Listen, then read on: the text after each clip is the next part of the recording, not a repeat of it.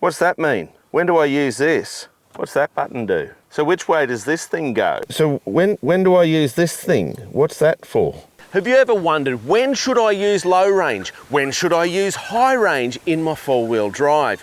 I was at the beach one day in my four-wheel drive, and there was a fella there in his manual four-wheel drive, and he was bogged in some deep sand, and he had smoke pouring out from under the vehicle because he was burning out his clutch.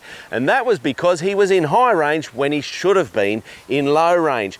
So when do you use high range? When do you use low range? Let's find out. I know many of you watching this are experienced four-wheel drivers, so I want your input. When do you shift from low range to high range, or high range back into low range? So the key reason and difference to a four-wheel drive over a standard vehicle is we can get drive to all four wheels.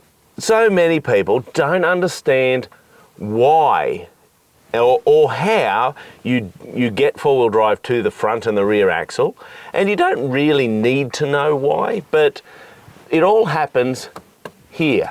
This is called a transfer case, and most four-wheel drives will have something like this, and what it's doing is it's taking the power from the engine through the gearbox into the transfer case. Then it sends power to the back axle via this shaft here, and to the front axle via that shaft up there. And that allows power to get to the front two wheels and the rear two wheels. Now, it also has another job which is really quite important, and it's giving us low range. What's low range, you might ask?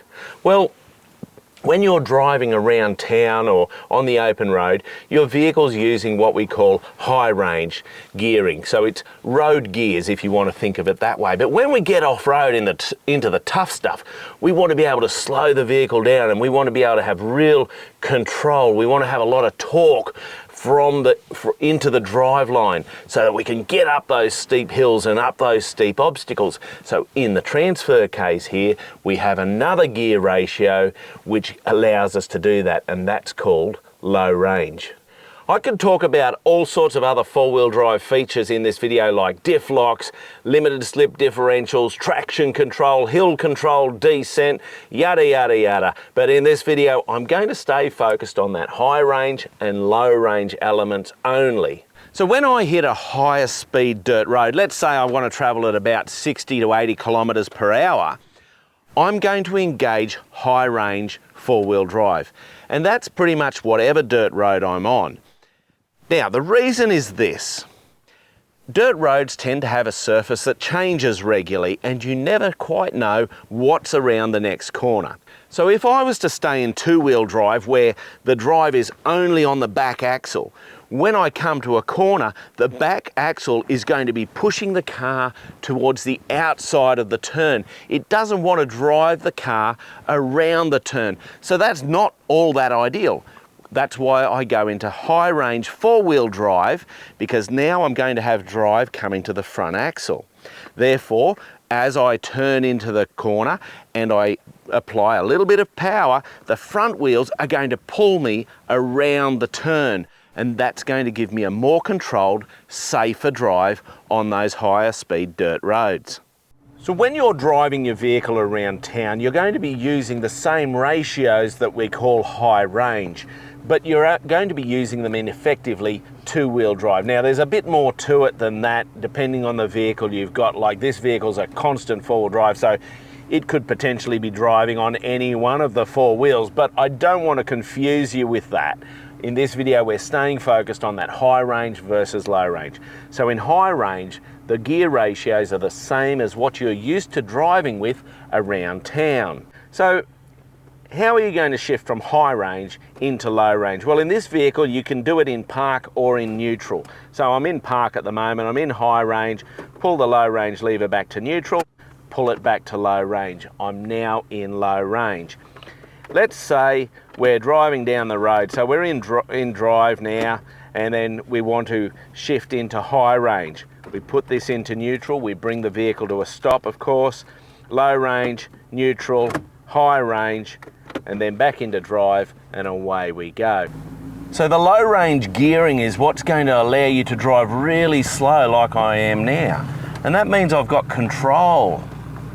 Think of a mountain bike. you go into the bottom gear and you pedal really fast, but you don't go very fast. Well, exactly that's happening now. The engine's spinning quite quickly, well, 1,000 RPM at the moment, but the car's travelling really slowly, and that's low range gearing. But look at the control I've got. And we can just drive up through here, nice and controlled. That's the beauty of low range. Now on sand, generally speaking, you're going to use high range, and that's because you want to maintain a safe momentum. There will be times though when the sand is heavy and wet or really deep and dry, and you will use low range.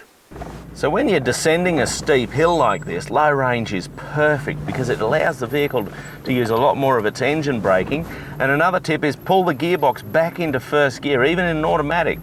Pull it back to first gear so that you get all of that engine braking performance, and you'll be on the brakes less. If you're on the brakes too much, you're going to overheat the brakes, and you can have other traction control issues. So use those gears, use that engine braking. Now when I'm on the trails, and the maximum speed I'm going to be doing on those trails is say 40 kilometers an hour, so relatively a low speed, I'll stay in low range. Now the reason for that is it gives me, in this vehicle, the 105 series Land Cruiser, it gives me 5 gears from 0 to 40 kilometers an hour. And that means that I can always be in the perfect ratio for whatever obstacle I come across. Let's say I come across a creek, I can just go from 5th gear all the way down to 2nd gear low range in one go. You can skip gears, and I'll be in the perfect gear to cross the little creek or a bit of a rough patch. Or say I come to a steep hill climb and I'm poking along at 40k an hour in 5th gear, and then all of a sudden we come to a steep descent. Again, I can just go from 5th directly down to 3rd gear if that's going to be the right gear, and now I'm in the perfect gear for that obstacle. So when you're off-road on the trails, be aware you can stay in low range a lot of the time. Now obviously, once you start getting a little bit more speed up, well then you do need to shift into high range as well, because you don't want to or need to be over revving the motor. But it's well worth thinking about.